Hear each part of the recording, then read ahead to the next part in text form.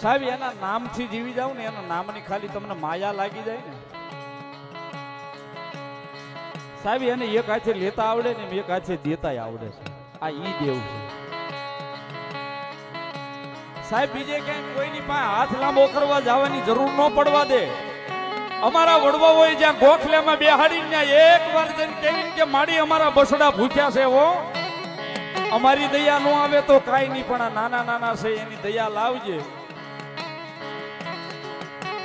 સાહેબ. અભિમાન નહીં, અભિમાનની વાત જ નહીં. આ માતાનો ભરોસો કેટલો કહેવાય એ વાત કરું છું.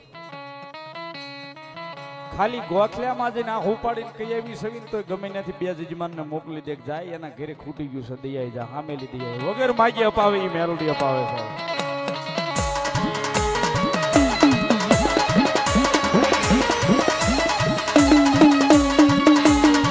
અને કાયદેસર સાહેબ કાયમ આ વાત તેજ ઉપરથી કરું છું કે મેલોડીનું નામ લઈને જો જીવતા હોવ ને તો કાયદેસર સાહેબ આ યુગનો મારી માતાજી મેલોડી કળયુગનો રાજા છે, રાજા છે અને રાજા છે સાહેબ.